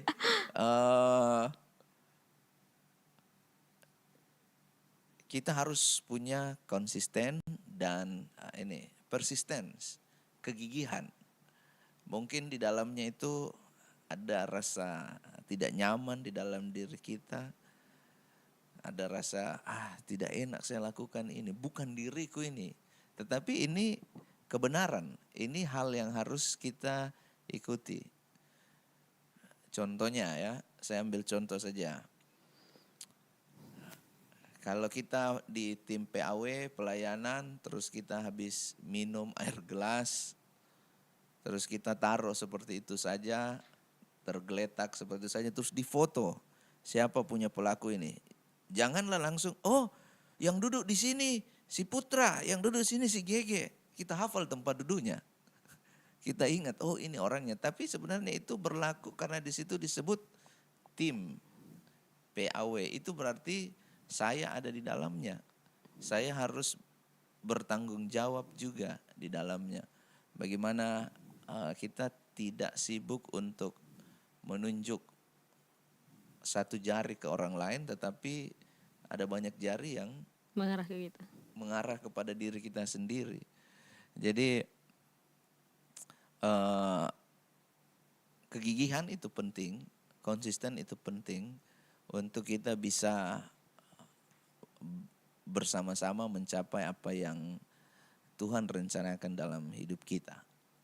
Itu yang saya lihat dari pembacaan ini tentang Titus. Thank you. Asik. Nanti Putra, mau menambahkan Putra? Mungkin saya tambahkan yang Kak Vera bilang sebelumnya. Dalam pelayanan pasti ada orang yang kontra dengan kita ataupun tidak setuju dengan kita. Dan tentu itu hal yang wajar karena setiap orang punya pemikirannya sendiri. Setiap orang tuh tidak dibentuk dengan satu pemikiran, sehingga kita butuh orang lain untuk memastikan bahwa apa yang kita lakukan ini sudah benar atau tidak. Dan sains ini pakai dari Vatikan, teori dari Vatikan, itu the devil's advocate, advocatus diaboli. Itu adalah tradisi dari gereja Katolik di mana tugasnya itu mengajukan argumen-argumen yang menentang pengangkatan seseorang. Jadi dia tuh tidak boleh kalau terjadi pengangkatan, dia tuh jadi orang yang tidak setuju atau menyatakan argumen negatif tentang pengangkatan orang tersebut, dan itu posisinya resmi. Tujuannya untuk membuat check and balance. Jadi semua itu teratur dan apa istilahnya, semua pandangan didengarkan. Jadi dia tidak berada dalam saya tambahkan lagi teori dari aturan orang ke-10. Aturan orang ke-10 itu menyatakan jika 9 orang dalam kelompok yang beranggotakan 10 orang itu setuju pada satu isu, maka harus ada satu orang yang mengambil sudut pandang yang berbeda. Jadi terkadang dalam hidup ini kita tidak bisa mendengarkan orang yang setuju saja sama kita, tapi kita harus mendengarkan orang lain yang tidak setuju sama kita. Jadi kita bergaul pada semua orang yang baik yang setuju ataupun yang tidak, sehingga kita bisa jadi tahu, ini yang benar, ini yang salah, dan menurut orang lain itu salah. Kita bisa lakukan evaluasi ke diri kita, apakah itu sudah betul atau tidak. Dan ada seingat satu istilah, kalau kau ingin berkaca, berkacalah pada temanmu. Tanya pada temanmu apa yang salah dari kau, di situ caramu berkaca pada orang lain. Mungkin itu dari saya. Oke, wow. Memang untuk bertumbuh memang kita perlu hal-hal yang demikian. Kita enggak selama-lamanya butuh kayak dalam pertemuan itu butuh air. Kalau air berlebihan itu bisa bikin kita justru enggak tumbuh kadang. Tanaman itu kadang enggak tumbuh kalau kelebihan air. Kadang kita butuh saat-saat dimana kita butuh hal-hal yang lain selain air. Nah, kita semua pada waktu retret itu pernah dapat satu istilah yang berkata bahwa temanmu akan menerima kamu apa adanya. Tapi seorang mentor terlalu mengasihi untuk membiarkan kita begitu saja gitu. Jadi itu mentor yang baik itu enggak selalu memuji kita, tetapi mentor yang baik akan kasih tahu kita yang mana yang masih kurang. Itu mentor yang baik. Jadi jangan selalu dalam pikiran saya jangan menganggap itu sebagai sesuatu yang menjatuhkan kita. Justru kita sedang dilatih, dibentuk lagi, dikasih tahu lagi, dikasih arah lagi. Ya Gege, silakan. Sudah tidak sabar sepertinya. Silakan. Iya, jadi saya bilang tadi kita ini sampai selama-lamanya adalah muridnya Tuhan Yesus, selama-lamanya kita masih mengikuti pemuritan. Kak Peter juga masih punya mentor, Kak Esra masih punya mentor, saya apalagi, kita semua apalagi. Kita butuh mendengarkan orang-orang yang mementori kita butuh dengar pendapat orang-orang yang lebih tua, pendapat orang tua juga. Teman-teman kita, makanya terlalu banyak dipuji itu kadang berbahaya. Kalau kita merasa kita sudah keren, kita merasa kita sudah cukup. Nah, satu hal dalam melatih otot, misalnya orang gym itu ada hal yang kita harus perhatikan selain hasilnya, selain ototnya, selain six pack-nya itu. Ternyata dalam berlatih ada yang namanya capek, ada yang namanya sakit. Jadi ya kita enggak bisa bilang untuk dapat hasil yang baik kita selalu mulus perjalanannya, tapi ada yang namanya tanggung jawab. Ada yang namanya rasa sakit dan kecapean.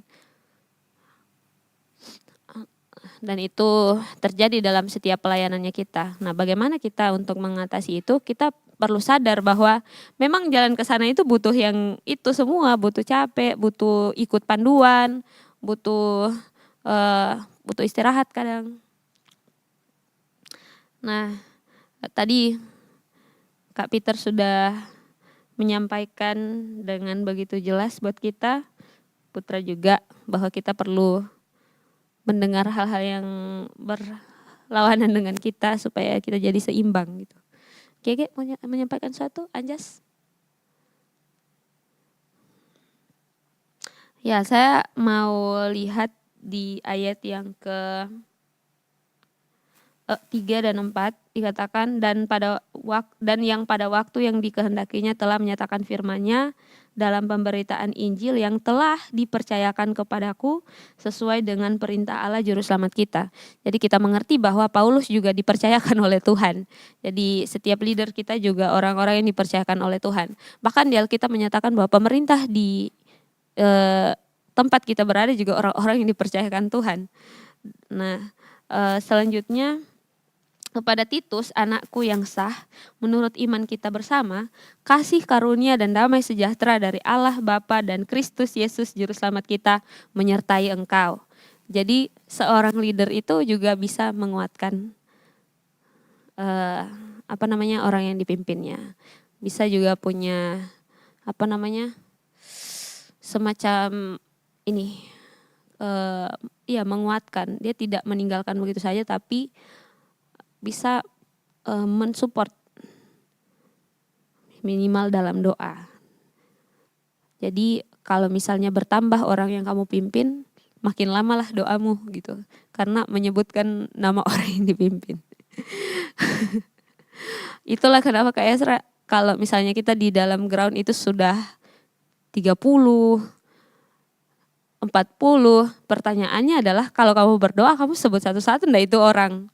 Makanya kita kalau sudah banyak begitu maunya dipisah supaya leadernya itu lebih lebih bisa fokus sama orang-orang yang sedikit ini yang dipimpinnya.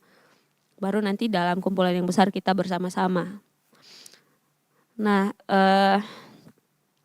pagi hari ini kita bisa mengerti bahwa seperti Paulus berkata kepada Titus, kasih karunia Tuhan menyertai kamu.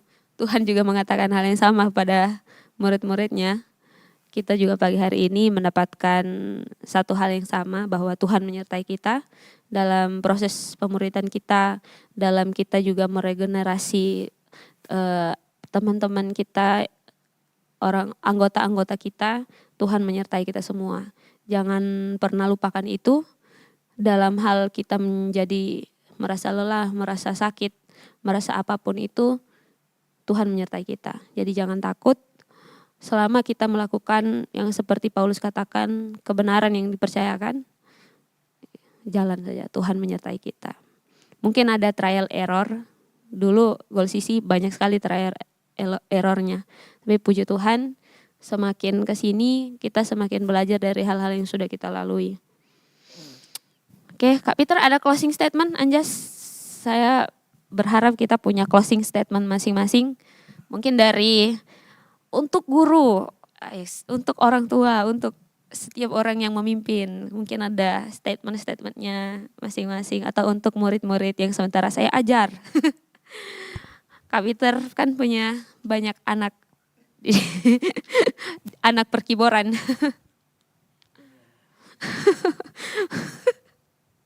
Anakku yang gue kasih Dion. Enggak sih. Saya lebih menjadi pribadi yang tangguh adalah pribadi yang berani melangkah keluar dari zona nyaman dan bangkit dari kegagalan. Sebab bangkit dari kegagalan itu kebenaran. Apa maksudnya? Alkitab sudah menuliskan 7 kali orang benar jatuh, namun ia bangkit lagi. Nah, ini yang saya mau sampaikan statementnya. Kalau Yesus itu bangkit dari kematian, harusnya kita bisa bangkit dari tidurnya kita kalau dijadwal doa pagi. Haleluya. Terima kasih, maafkan. Semua closing statement.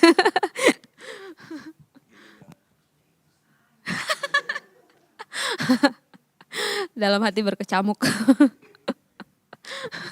Di situ saya lihat di grup ada siapa yang kirim ya? Pak Basuki yang kirim. Jadi Jesus rise from the dead, so you arise from your sleep.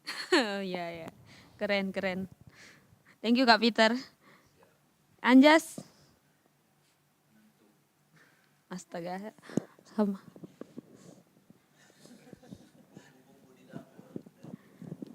Pesan-pesan untuk bumbu-bumbu di dapur. Oke, silakan Gege. Saya mencuri dari Pastor Peter. Ya. Jika kamu diberi kepercayaan, jawablah dengan tanggung jawab, Oh iya. bukan dengan setengah hati atau setengah-setengah, tapi dengan sepenuh hati atau totalitas. Wes. Putra, silakan.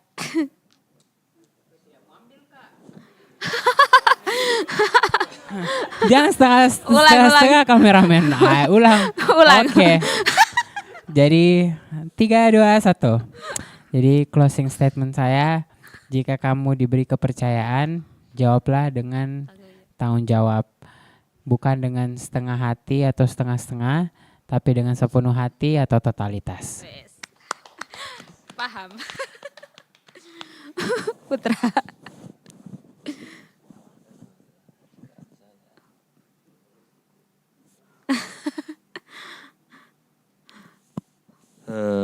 Kalau saya mungkin saya kutip dari katanya Pak Bima Arya, Wamendagri kita saat ini. Hidup itu dimulai ketika kita berada di ujung zona nyaman. Jadi ketika kita meninggalkan zona nyaman, itulah saat kehidupan kita itu dimulai. Jadi seperti Titus yang mulai meninggalkan zona nyamannya saat berada di bawah naungan Rasul Paulus dan mulai memimpin sebuah jemaat atau sebuah tempat di mana ia ditugaskan di sana. Kita juga sebagai pelayan Tuhan yang telah ditugaskan untuk di bidang-bidang tertentu, mari kita mulai untuk keluar dari zona nyaman dan mulai untuk melayani Tuhan dengan sungguh-sungguh. Dan jangan beranggapan bahwa leader itu hanya yang ditunjuk sebagai kepala saja, tapi kita semua itu adalah seorang leader dan saling mendukung satu sama lain. Oke, keren. Anja, silakan. Kita harus saling berkolaborasi untuk menciptakan rasa yang enak. Nggak ada bumbu di sini.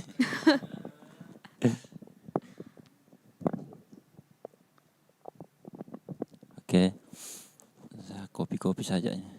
Apa tadi ya?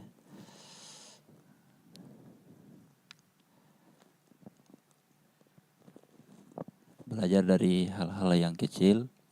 Jika kita mampu melakukan hal-hal yang sederhana, maka kita akan semakin dipercayakan untuk melakukan hal-hal yang lebih besar lagi.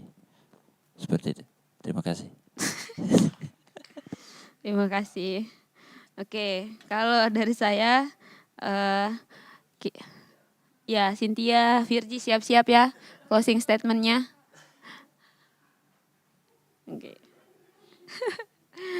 Oke, kalau Kak Peter tadi sudah menyinggung bahwa bagaimana jemaat waktu itu kelakuannya mulai aneh karena mereka punya pikiran itu sudah dimasuki dengan hal-hal yang tidak benar.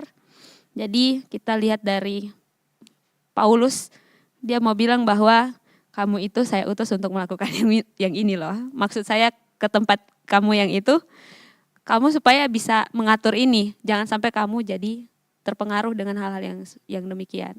Jadi buat para leader, orang yang ditempatkan Tuhan di tempatnya masing-masing, jangan sampai kita tidak menjadi pengaruh, tapi kita justru terpengaruh dengan hal-hal yang di luar dari value-value-nya kita. Mungkin kebiasaannya orang-orang yang kita pimpin, kita justru ikut ke dalamnya. Itu sangat berbahaya dan keluar dari jalan yang Tuhan mau. Oke, mungkin itu saja sharing kita di pagi hari ini. Tuhan Yesus memberkati setiap kita yang hadir di tempat ini dan juga para pendengar di radio Yask ya. Radio Yayaski. Tuhan Yesus memberkati setiap aktivitas kita. Semua yang kita dengarkan biarlah itu menjadi pelajaran yang memberkati kita, yang menuntun juga kita bagaimana menjadi seorang leader, menjadi seorang murid yang bertanggung jawab, menjadi leader yang bertanggung jawab dimanapun Tuhan tempatkan. Puji Tuhan. Mari kita tundukkan kepala dan kita berdoa.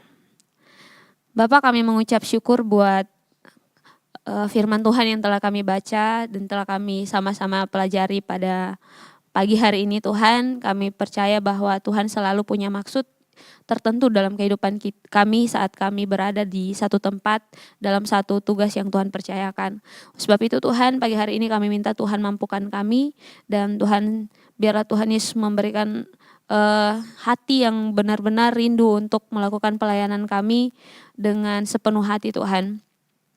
Bapak, Engkau juga menolong setiap kami sebagai seorang leader, sebagai orang yang sementara dipimpin juga, mampukan kami Tuhan untuk selalu melakukan apa yang berkenan kepada Tuhan. Mendengarkan pemimpin kami, setiap arahan-arahan mereka, Tuhan mampukan kami untuk melakukan itu semua. Bapak, pagi hari ini Engkau mau memberkati setiap para pendengar, kami semua yang hadir di tempat ini, supaya firman Tuhan tidak berlalu begitu saja, tapi benar-benar itu bisa makan tempat dan bertumbuh di dalam setiap hati kami. Lebih lagi kami bisa melakukan itu dalam setiap hal yang Tuhan percayakan bagi kami. Tuhan, sebelum kami melakukan aktivitas kami pagi hari ini, kami serahkan kehidupan kami dalam tangan Tuhan. Biar Tuhan yang menyertai setiap aktivitas kami, apa yang kami kerjakan, Tuhan Yesus yang menolong dan campur tangan di dalamnya. Kami tidak bisa berjalan sendirian, kami selalu butuh Tuhan di dalam kehidupan kami. Sebab itu berjalanlah terus bersama dengan kami ya Tuhan, dan pimpin setiap langkah kami. Kami berdoa buat jemaat Tuhan yang hari-hari ini sedang membangun usaha mereka. Tuhan Yesus menolong, bahkan yang dalam keadaan sakit Tuhan menjamah dan sembuhkan, yang dalam keadaan lemah tubuhnya, yang dalam keadaan berbeban berat, Tuhan Yesus yang menolong, mengangkat setiap beban mereka, bahkan memberikan jalan keluar buat mereka. Tuhan, berikan sukacita yang penuh dalam kehidupan mereka. Bapa, kami rindu Tuhan dalam pertemuan-pertemuan ibadah kami semua bisa sama-sama bersekutu di tempat ini untuk memuliakan Tuhan dengan apa yang telah Tuhan berikan bagi kami. Tuhan, kami juga mau berdoa buat pemimpin rohani kami di tempat ini. Ada Ibu Gembala, Kak Esra, Kak Debbie, Kak Peter. Kami tetap menyerahkan keluarga ini dalam tangan Tuhan. Tuhan, tutup bungkus dengan kuasa darah-Mu, biarlah pengurapan Tuhan selalu baru dalam kehidupan mereka, mengalir senantiasa dalam kehidupan mereka, sehingga kami pun merasakan urapan yang daripada Tuhan itu. Terima kasih Bapa yang baik, aktivitas kami sepanjang hari ini kami serahkan dalam tangan-Mu. Setiap latihan yang akan dilakukan, Tuhan juga menolong kami semua, peralatan yang kami gunakan, Tuhan juga mengurapi semuanya. Setiap pelayan-pelayan yang ambil bagian dalam pelayanan kami hari ini dan besok, kami serahkan dalam tangan-Mu Bapa, biar setiap ibadah kami ada mengandung kuasa di dalamnya, ada kehadiran Tuhan yang kami rasakan, lawatan Tuhan di tengah-tengah kami umat-Mu. Terima kasih Bapa yang baik, ampuni setiap pelanggaran kami Bapa, dan kami bersyukur untuk hari yang baru yang Tuhan berikan buat kami. Kami juga tak lupa berdoa untuk teman-teman kami yang sementara mengikuti ujian hari ini. Tuhan Yesus menolong, memberikan hikmat dan kemampuan, hikmat yang daripada Tuhan menyertai mereka, sehingga mereka bisa menjawab setiap soal-soal yang diberikan dengan baik. Mereka bisa mendapatkan nilai yang terbaik, setiap persiapan mereka Tuhan berkati. Terima kasih Bapa yang baik. Kami mengucap syukur Tuhan, terima kasih buat teman-teman yang melayani, terima kasih untuk setiap kesempatan yang Tuhan berikan, tanggung jawab yang Tuhan percayakan bagi kami. Kami mengucap syukur Tuhan, biarlah Tuhan berikan kami kekuatan yang baru untuk melakukan setiap tugas dan pelayanan dan tanggung jawab kami dengan sepenuh hati kami. Terima kasih Bapa yang baik, ini doa kami Tuhan. Kami mengucap syukur dan kami tamatkan sarapan pagi kami di hari ini di dalam nama Tuhan Yesus. Haleluya. Amin. Tuhan Yesus memberkati.